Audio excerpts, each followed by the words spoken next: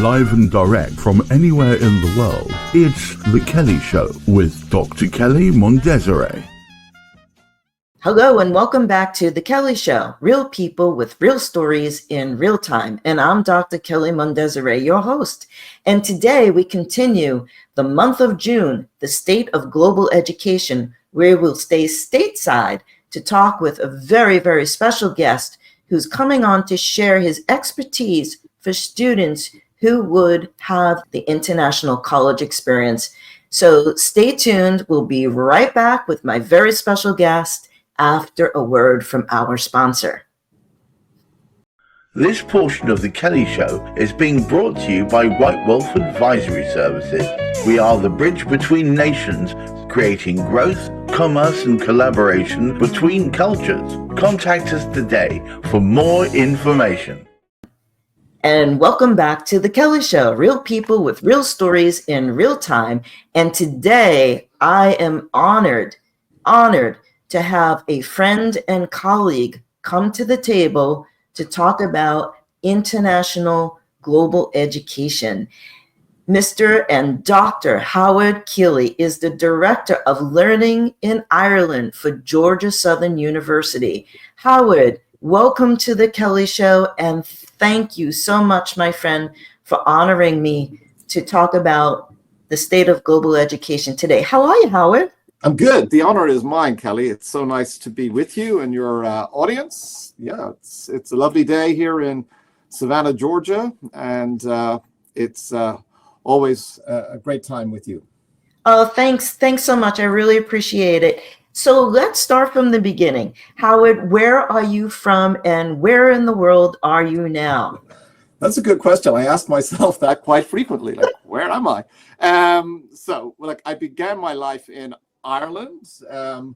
I've lived in the United States longer than I ever lived in Ireland, but I had the good fortune of growing up at the sort of southern edge of County Dublin, before Dublin kind of grew, and so my upbringing was sort of rural. I went to a one-teacher school. There were lots of cattle farms, dairy farms, horse farms around where I grew up. But I, like a lot of Irish people, have roots in the countryside as well. My mother was from County Monaghan, which is in sort of north central Ireland, at little hills called Drumlins, lots of lakes. Pretty place, not sort of on the tourist track, but her sense of home was where she grew up. So pretty much every weekend, and then for extended periods in the summer, we would go and be with our grandfather on the farm, which was the home place. That's a great word in Ireland, the home place. So I feel like I had, in a sense, two worlds growing up. I had the sort of South Dublin kind of sort of suburbs, and then a true rural experience. The little tiny farm, 20-acre farm. They brought up 7 kids on that farm. But that was part of our growing up as well. And it's given me lots of insights. As you know, Kelley, the northern part of Ireland, it's there's 2 communities. There are 2 traditions, the Protestant tradition, the Catholic tradition. And so navigating that was instructive, and I feel all the richer for the way that I grew up. So that was me. I left Ireland. I immigrated to the United States in 1989. And, while we have a very rosy view, or maybe we could say not so much a rose tinted, but a green tinted view of Ireland, Ireland's been through some tough times. And in the 1980s, when I graduated out of high school, it was a terrible world in Ireland. Unemployment was extraordinary. Youth unemployment must have been in the 70 percentile. I mean, there were few jobs. So many people from my graduating class emigrated, and I was one of those. I had actually begun training as a chef in Ireland, and I was fortunate enough. I had some good jobs. I ended up working in the Department of Foreign Affairs, the Irish equivalent of the State Department. But I did get a green card in a green card lottery, and I made the decision to go to the United States. And just through networking, I was able to get a job in a beautiful town called Jupiter Yes. in North Palm Beach County in Florida. I was very attracted to that. Beaches, sunshine, and it's a wealthy community, and it was a completely different world than what I'd grown up in. And it was hard work, but it was a very organized kitchen environment. And so I thought I knew a lot about the chef world, but I learned 3 times as much as I ever learned in Ireland there. I'm very indebted to that chef who ran the place, and he gave me lots of great opportunities. I then moved to North Metro Atlanta, one of the fastest growing cities in the United States. Then and now, it's just extraordinary growth. It's now the number 6 city in terms of population. And worked in a country club as a chef.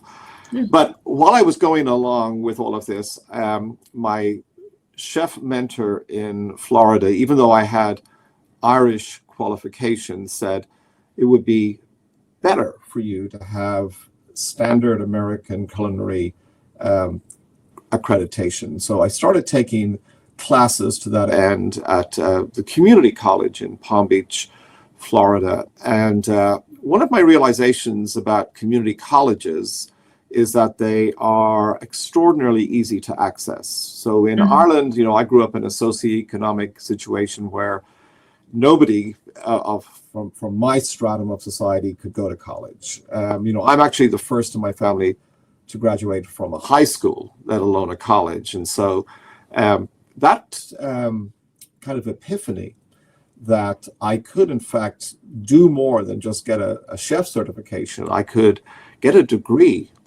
beginning on that very accessible community college track. That motivated me hugely. So I started taking general education courses towards a degree, and I ended up with some credits from Palm Beach Community College, and then I had moved to work in the North Metro Atlanta area, so I enrolled in a community college there, finished out a degree, or what we would call an associate's degree in AA, in French and Spanish. And the reason that I was concentrating on those languages, when I was in Palm Beach, the kitchen crew was mainly Haitian.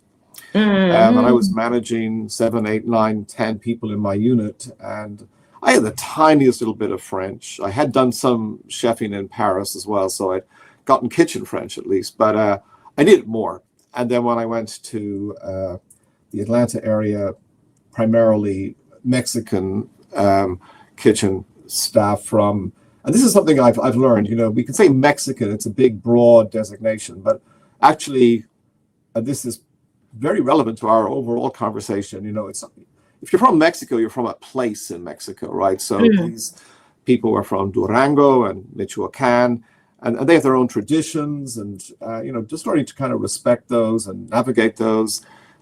So I did Spanish. So I was just I'm thinking chefing is going to be my world, right? So and I thought those would be good credentials, in addition to culinary credentials, some language competency, and that proved to be the case. It was very useful to build the crew in their own language. It just makes things much easier and much more productive and much more joyful.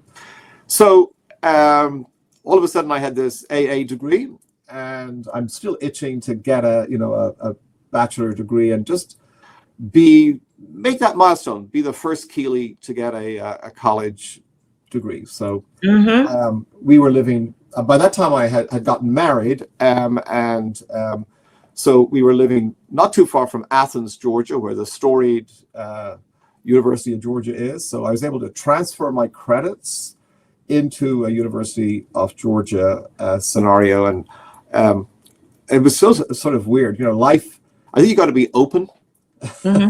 Yeah, plan everything out. My first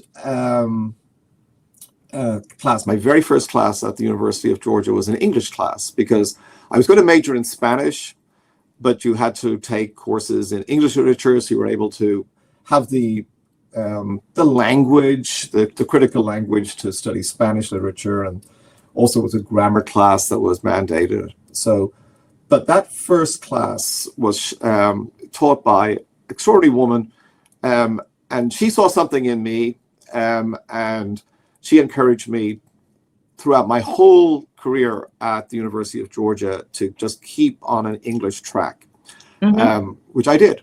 And so I ended up actually with a degree in English, not Spanish. I had a minor in Spanish, but my bachelor's was in English. And so I thought I was done, honestly. I mean, I've been doing well in my chef job. I enjoyed it. I was the sous chef. We had a child. So I was not thinking of graduate school, because I'd heard always that, graduate school is a debt proposition. You're going to end up with money owing for the rest of your life. So, but this same teacher at UGA, she said, you should apply to graduate school. So mainly to honor her, I did. And then I had this huge surprise. I got into Princeton University on a full ride scholarship for a master's PhD. My wife and I visited Princeton, and we contemplated that offer, and we decided yes, and I'm glad I did. It was a tough journey, because I felt like the first 2 years were boot camp, because I didn't know that much, being honest. And my peers in my graduate year were graduate class year. They were they knew a hell of a lot more than I did, so I really had to work hard. But I had great professors there, and it was a huge privilege to do that. And so, the long story short is I ended up with a PhD in English from Princeton, and then I had to go on the job market. And I was sort of open to doing British literature, Irish literature, but there was a job advertised at this university in a place I'd never heard of, Statesboro, Georgia Southern University. And they were looking for we have a photo of Georgia Southern. Yeah. So this is Georgia Southern. This is one of our campuses in Savannah, Georgia. This is actually our one of our health science buildings. Absolutely beautiful building. And it's actually, my office is right beside that building. That's why I put that photograph there. That's what I see when I look out my window. The job at Georgia Southern was as director of what was then called the Center for Irish Studies. So I applied, I interviewed, I got the job offer, and that was 20 years ago. And here I am. Now, what the Irish Studies program was then is different than what it is now. I think we've done a lot of great work, and I say we, a whole team of people that I've been able to pull together. Gareth has just put up this. This is the Statesboro campus as well? Yeah, so this is where I do most of my work. I kind of bop between the two campuses. So our Statesboro campus is the original campus from 1906, and you see there actually one of those original buildings, that beautiful sort of Gothic style building, classical style building with the columns in the trees. It's an absolutely beautiful campus. It's before the idea of green campuses was ever imagined, we were doing it. I mean, it's like teaching in a forest. It's absolutely gorgeous, and the university is on a really exciting now. I mean, where we're living, as you know, Kelley, because you're close by, this region is growing tremendously. And so that other building, that's our manufacturing, engineering, teaching and research building. And out of that, we are a pipeline for some of the industries that are at the tip of the spear here in coastal Georgia. Our incredible port, now the second largest port on the East Coast. That's right. One of the largest ports in the country, the greenest big port in the United States. Yes. And then we have Hyundai, the South Korean car maker, their what they call Meta plant. It's where they research and manufacture all their electric vehicles for Canada and the United States. And then we, of course, have Gulfstream, one of the biggest employers in Savannah, about 12,000 employees there. Well, we I as a just university want to stop need you to right serve there, them. Howard, because that's a segue into my next question for you. You have been very instrumental in the Trade Bridge Alliance down here, and you know, I'm so excited for that. Would you please tell our viewers about what the Trade Bridge is and how your project with Georgia Southern and the students, how this has just exploded into something so much larger than I think you and the entire team thought it would ever come out to. Well, TradeBridge has been a wonderful journey for us. It's demonstrative of something that I really passionately see in our community, which is Savannah, I think, is at a sweet spot. It is not too small and it is not too big. It's right in the middle of where we're very aware of Atlanta and we have great relationships in Atlanta. We need Atlanta. But Atlanta is a huge city and we are not, Metro Savannah is probably about 400,000 people, but growing rapidly thanks to smart industrial choices. And one of the real advantages of living in Savannah is we talk to each other. There's a real sort of sense of joined upness. So the university, we are laser focused on being the pipeline for high quality career type employment. So we're producing great engineers, great logistics and supply chain folks. We're creating great people in health professions. We just actually opened a medical school. We have a dental school coming our way. So we're a region on the move. What we realize in Savannah is we all need to join hands to keep that momentum, to keep that vision. So the university partners in a very intimate way with the Savannah Economic Development Authority. We are also working with our civic leadership, with our mayor's office, with the state of Georgia, as well as a political entity, with the Commission for Economic Development from the state. And we work also with cultural entities because we realize that we need to offer not just high quality employees, we need to offer great quality of life. And so we have this extraordinary conversation. It's pretty organic down here where everybody knows everybody on a first name basis. There's phenomenal trust between us. If I partner with Savannah Economic Development Authority, I know they will deliver. And similarly, if they partner with us, they need to know that we will deliver. And it's been a great joy. It's energizing.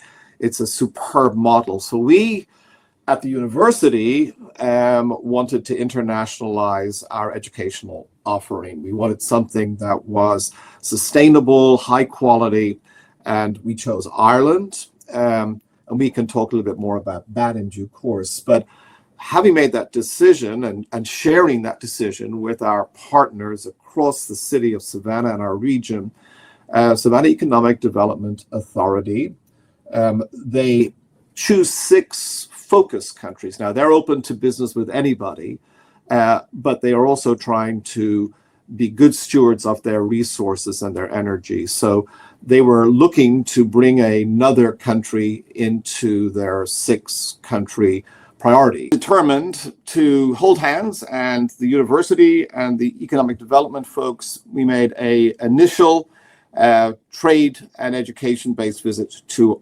Ireland. And that's how TradeBridge began. So it has grown. What we do is have missions whereby we take some Georgia-based companies to Southeastern Ireland, and we take Southeastern Ireland companies to Georgia. We do in-person visits, and we also do virtual connecting. What TradeBridge really is about is getting the sort of last mile, if you understand what I mean by that. Yes. In other words, when a company is looking to go to, say, New York, it can be quite difficult to determine where to situate oneself. You can set up 7 interviews and maybe 3 of them are worthwhile. Whereas what we do in TradeBridge is we know the situation where we live. We know the players. Similarly, our colleagues in Ireland, such as the county councils in the various counties in which we operate, which are our 5 Southeastern Ireland counties. They know the players where they are. So we had a company called Kent. They do bespoke stainless steel. They're based in Wexford. They've really grown. They do a lot of work in the United Kingdom. They do a lot of work in the Middle East. But the American market obviously is very attractive to a company like that that's on a bit of a roll. We were able to bring them to Savannah and put them in front of 5 different possible partners. And what Kent said to us is they had on their own gone to the New York area and maybe had about 7 meetings, and 2 or 3 of them had some worth, but most of them were a kind of a dud. When they came to us and they had the 5 meetings that we arranged, every single one of them was on point. And that's just that kind of knowledge that we bring, and that's fundamentally free. We do have a little membership fee, but beyond that, that's it, because we're all in this to grow our region. You know, it's our commitment to our region that makes this happen, and we feel like we have the expertise. Give you another quick example, just to sort of the power of this. You know, a company in Wexford again, which makes a product that's designed to sort of replace the traditional tripod in a building construction environment. And so this is a very stable object. And the young man who had invented it again was getting some traction in the international market, but how do you get into the United States market? And, you know, what's the regulatory environment and so on and so forth. So we understand that. Long story short, we got him a distribution deal with a company that serves large construction entities here in the southeastern United States, multi-state. His business has grown by 300% over the last number of years. So he had the capacity to grow, and that's always a question. You know, we don't take everybody. We work mutually with the company to see if it's ready for this kind of increase in business. But if it's a good prospect, we'll work with them. And so not everything is successful right away. You know, trade and investment is a long-term proposition. But everybody working on that basis, you know, you have to enter the game sooner or later. And I think we're just a very good way of doing that. And for our students, having the capacity then to visit with these companies, see this, how business is done, how growth is encouraged, that's very powerful. It gives them in their resumes a line that most students don't have. But more than that, then we can use our Trade Bridge connections to build internships for our students. So one of the ways in which I conceive of this, just to put it in very simple terms, is here's a Georgia Southern student. They're graduated either from a bachelor or a master's or a doctoral program, and they are applying for a job. It kind of stands to reason that everybody who's waiting for that interview has the same fundamental qualifications. Otherwise, they wouldn't be invited. So where it comes down to is that conversation that they're having with the interview panel. And if our student can say, I went to Ireland and I had an internship at a company, say in the logistics and supply chain space. And while I was there, I saw growth in the port of Rosslare in Wexford. That's one place where you can position students. I learned the European Union regulatory environment. I learned what it's like in the post-Brexit moment with British trade, kind of been in the news yesterday. And think of the value of that. So we wanted to make sure that our students can benefit from our Trade Bridge initiative. But in the broader sense of things, this is emblematic of how we are having students experience that phenomenon that you mentioned right at the start of international education. So I think Georgia Southern was typical of many universities doing international education, which is we were sort of a mile wide and an inch deep. We were putting students in different programs all over the place. And while there's some intrinsic value to that, there isn't really that deeper set of outcomes that students can narrate when they come to that job interview. We felt that making an investment in one place, building a network in one place, and going deep was going to be more sustainable and effective for us in the long term as a university that is attempting to increase our research productivity and create students who are more career ready. And that is proving to be the case. So we are only 3 years into our commitment to Ireland, our investment in the town, county of Wexford and its hinterland. But already we are seeing some significant dividends.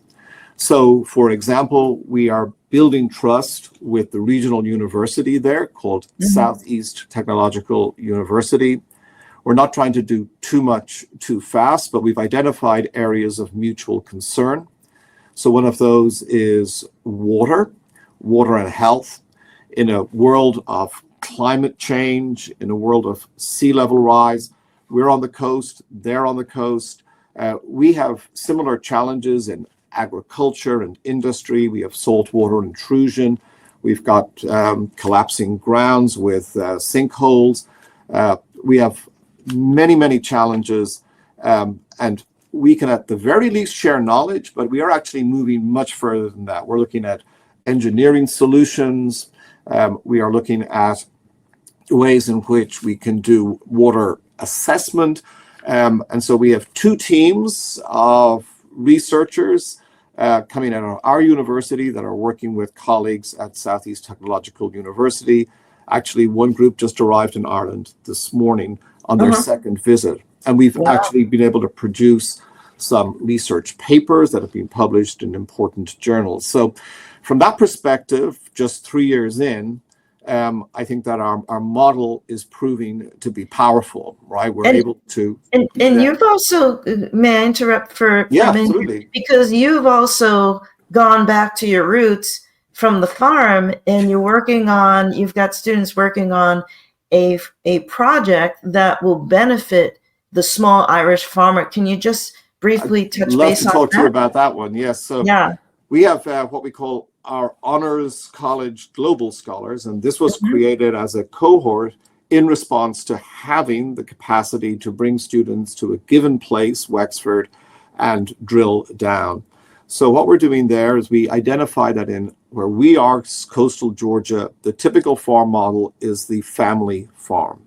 That both as an economic and a social unit, right? So much of what we are culturally is based on that family farm. And it powers our economy. Agriculture is the largest single industrial element in the state of Georgia.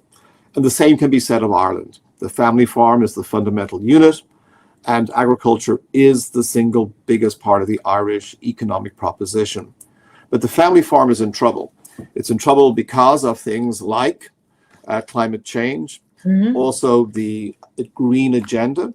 So we all agree with that, but when you're on the ground, it's sometimes hard to go green when you're in the red. Right. There's issues with succession. It's much easier for an educated child of the farm to get a job in Microsoft or something like that than commit to the family farm. So profitability, sustainability over generations, these are real issues. And if we look at the emotional element of that, for Irish people, they did not own their farms really until about 1903, when some new legislation really permitted that to happen. So there's a long legacy of colonialism that is in the mind of farmers. Why would they want to give up their farm when they fought, their ancestors fought for so many generations to have it? Similarly in Georgia, there's a real sense of commitment to family legacy. So these are a complex set of issues.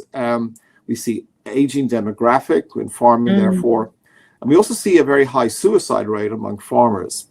So what we have had our students do is some of that work, looking at that kind of more emotional and wellness aspect of farming. So we do have statistics Good statistics around the economic piece, but much fewer data available around how that impacts farmers and farm families. So we've run a significant survey in collaboration with Southeast Technological University and the Irish Farmers Association, which is really asking farmers about those stressors and how they are in terms of their wellness. It's an important contribution to the discourse, and it has been recognized, in fact, by the Irish Department of Agriculture and has been mentioned in the European Parliament. Now, Kelley, when you think about this, we're having students who are, our youngest student in that cohort is 17. Most of them are 18, and we just have a few who are 19. They're just out of American high school. That kind of research, analysis, what a powerful experience. And they have to be very accountable and sensitive when they do this. They need to learn proper research methods. We're dealing here with human subjects. They need to understand how permission is granted and the proper conduct of that research. It's a lot for them to have to absorb. And we wouldn't be able to do that unless we had been in Wexford for some time. We had built trust. We're not going in there shouting and screaming as we're the Americans and we can solve your problems. Nobody's going to respond to that. We have to build it from the bottom up. We have to show partnership with their university and their representatives. We need to be seen as helping, not dictating. We need to be seen as helping people to find their own voice and helping them to have their voice heard. It's not our voice. So, but for these young people, the power of doing that is extraordinary. And imagine, just to go back to the idea of the job interview, to say, in year one of my university experience, I did that. Right. And when we look at those students from day one, we have them for a whole year. When we have them start about August 15, and they graduate maybe about May 10, the student on August 15 is nothing like the student on May 10. I mean, these are different people because their level of competency, sensitivity is just off the charts different. So and you know, powerful. Imagine who they're going to be as adults going forward in the world. But let me ask you this. You really did answer the question, but we know from your words why international study can be so important and empowering for a young person. But would you have any pearls of wisdom that you can share with a young person who might be in high school thinking about contemplating higher education, that might or might not have the parents to afford the tuition for them, but also to the parents out there who might say, oh, poo-poo, my child doesn't need an international experience. They should stay here at home in the States, or they should stay in Italy, where they're from, or they should stay in Ireland, anywhere, because this is a global show. Do you have any pearls that you could share with both the youth and parents in terms of why international education and travel is so important, not only for them as individuals, but for the state of global education and for the world population as a whole? Yes. If we just look at the basic findings over decades, we know that the international experience brings students to a degree of maturity that cannot be achieved on a regular home campus. We also know, and this is very important because we're so focused on, and rightly so, on getting our young people into good jobs, because good jobs make good communities. Employers, they privilege students who have had an international experience. And what we're looking at here is not edu-tourism. We're not saying that we're having students come to party in Dublin. That is not what we do. There is real rigor in what we offer here. So we're looking at how these students are growing under our care. If we did not achieve those results, our university president would pull the plug on what we're doing. So we are in line with what the university seeks to do. We want to make the best students we can. We want the Georgia Southern student to be exceptional. We want our university to have a reputation for the kind of students we're producing. And that international piece, we want to offer it to as many students as we can. Now, to that end, we are working under our president's exceptional leadership, and I really say that sincerely, to try to make this as affordable as we can. So his commitment is that we will be a university where the only expense that is different between studying on our Georgia campuses and our Ireland campus is the airfare. Everything else will be equal. And we use philanthropic outreach to help students with that. We've been able to give every student, thanks to generous philanthropy, who comes to our Wexford campus $1,000 towards the airfare. That's significant.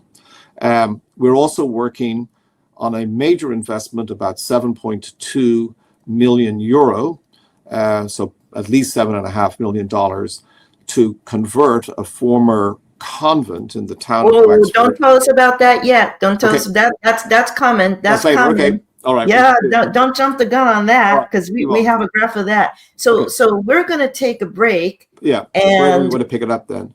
Yeah, we're going to take a break from our sponsor, and we'll be back with Dr. Howard Keeley and more about Georgia Southern and Trowbridge and the Wexford program and international student travel. We'll be right back. This portion of the show is brought to you by Many Purple Hats, MPH, Vroom! Get noticed online, stand out from the crowd, differentiate yourself from all that white noise. Vroom! And welcome back to the Kelley Show, real people with real stories in real time, as I continue my conversation with Dr. Howard Keeley, who is the Director of Learning in Ireland from Georgia Southern University. Howard, this has been incredible, this conversation. So I have to ask you, after all of you've already talked about Wexford and Trowbridge and your upbringing and your own journey, now what's next for Howard? What's next? Do tell. Well, my passion project at the present time is the remodeling of a building in the town of Wexford.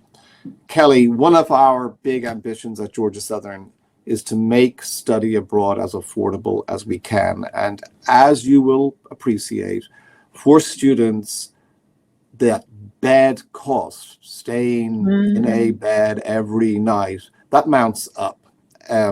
So we are trying to build a solution to that by having our own accommodation in the town of Wexford. We're going to put a photo up of that now. Look at this. Isn't this beautiful? Tell me all about this. So we have been able to identify a former convent in Wexford town. It was built in the year 1886. And I love this story because it was built by a woman. And her name, Mary O'Connor, but she's known locally as Mary the Builder O'Connor. So the convent, Fancy Mary. Yeah, absolutely.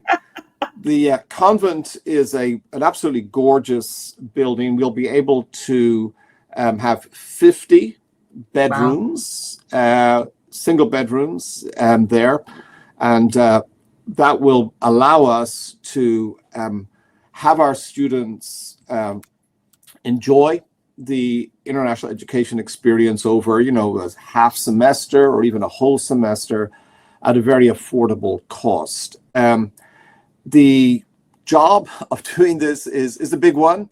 I've got a great partner here at the university, and between the two of us, we work hard to bring in philanthropic monies, and we've been just blessed. I know that the folks who have given us money towards this ambitious end, they believe like we do in creating opportunity. Kelley, I really appreciate this task because I am the first in my family to have a high school, let alone a college education. That's the kind of student we have at Georgia Southern too.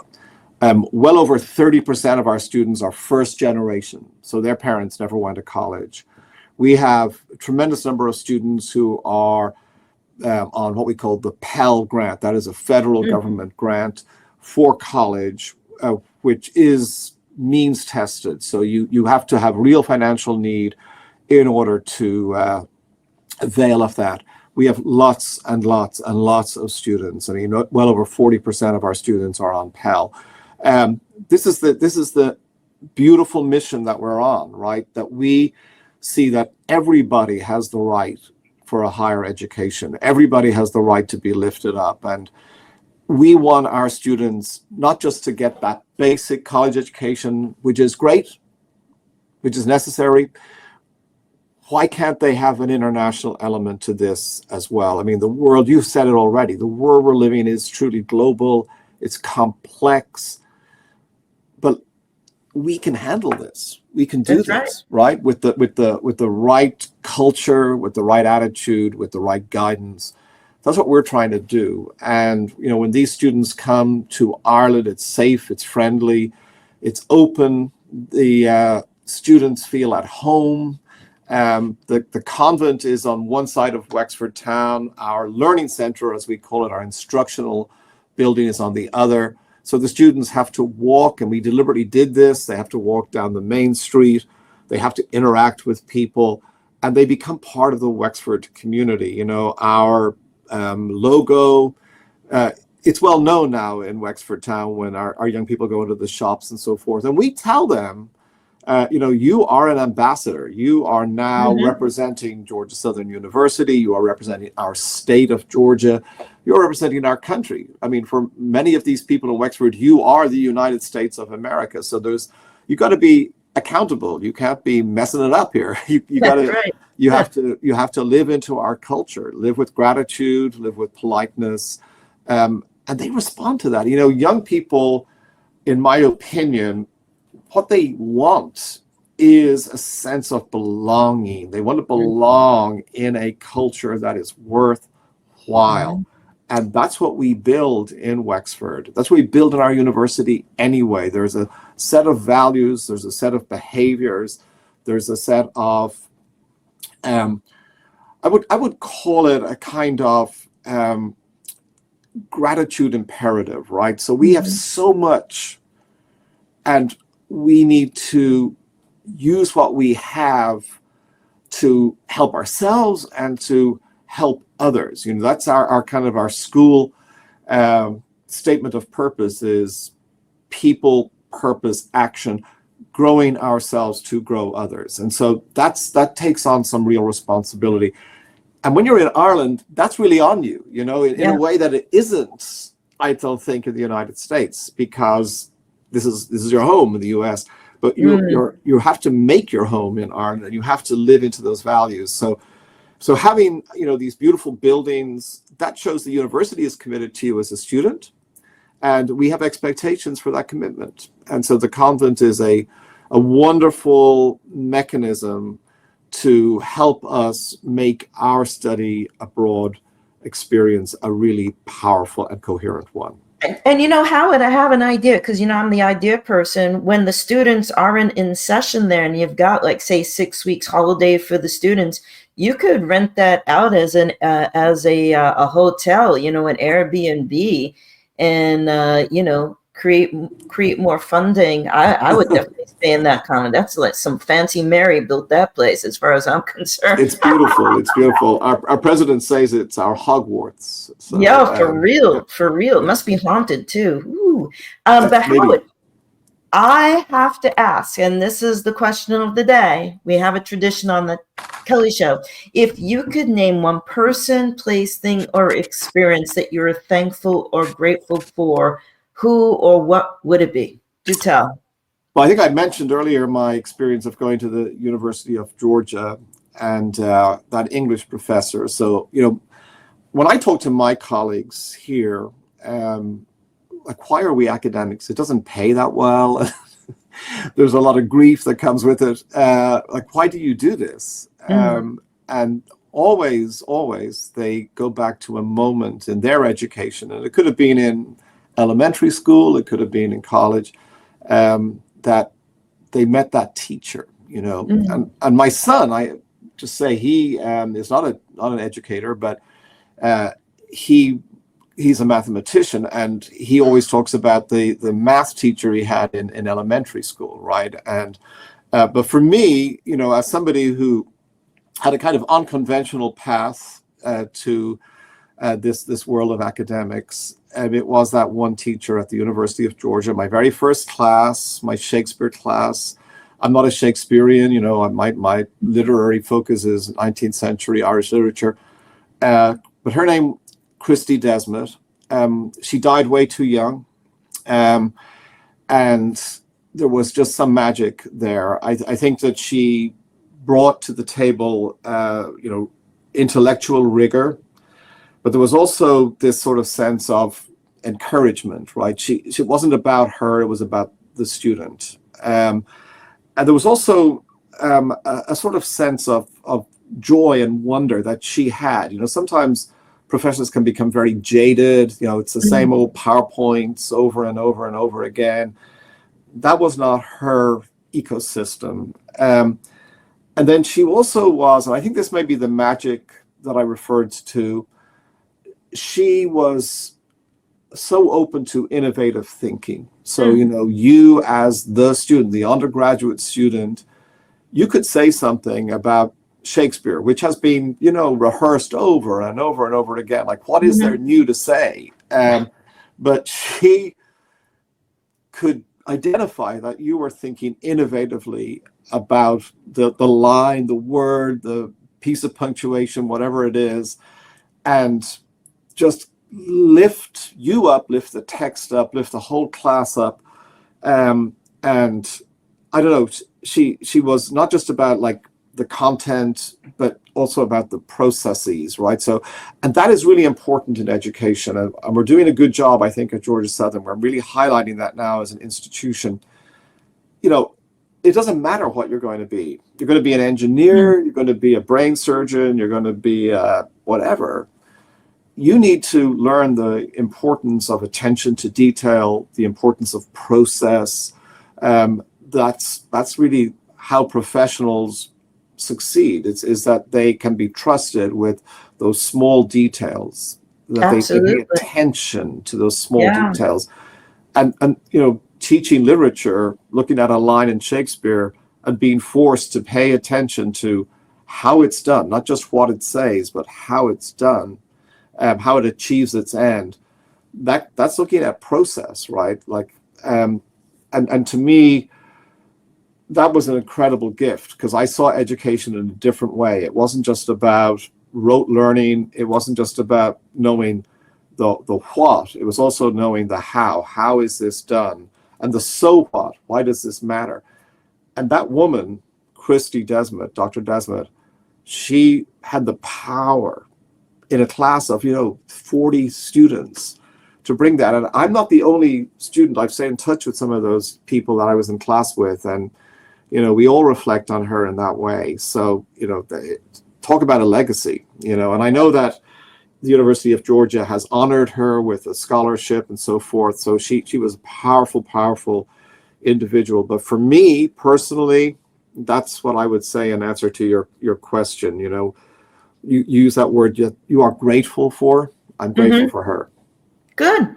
Well, Howard, I'm grateful for you. I'm grateful for how you welcomed me to the community. I'm grateful for your sage advice for a project I'm planning on putting together with your help, of course. And I'm looking forward to that. But for anyone out there who has been watching the show today, I want you to share this with your educators that students, and if you would like to get in touch with Dr. Howard Keeley, Howard is available for not only advisory services. He is a wonderful individual. He's very open. He can answer questions about Georgia Southern, their university programs, the program in Ireland, in Wexford. If you'd like to donate or be a philanthropist for Georgia Southern and Howard's project, that's wonderful. But more importantly, if you haven't already noticed, Howard is the eloquent speaker, and it's too bad we didn't have more time today. But this is the featured interview of the month, Howard, because what you have to say is so important for the state of global education. So I encourage everyone to reach out to Howard. And Howard, I look forward to seeing you before you push off back to the motherland. So thank you again for joining me. Thank you, sir. And for anyone out there, our viewers, who would like to be on the Kelley Show as a future guest, please do write into us today. Contact information is here. Looky. Write in with your name, your contact information, your story, but most importantly, why you would like to be on the Kelley Show. And I will get back to you, I promise. And don't forget to subscribe today to the show. Here we go. It's on YouTube. Share the love. Pass on Howard Keeley's sage words of advice. If you're an educator, you might want to show this video to your colleagues at your school, university, and to your students, because the world is a much larger place than where you are right now. So that being said, next week we'll continue on with the state of global education. Stay tuned. The guest is a surprise. It's a secret. But for now, peace and love. Gareth, take it away.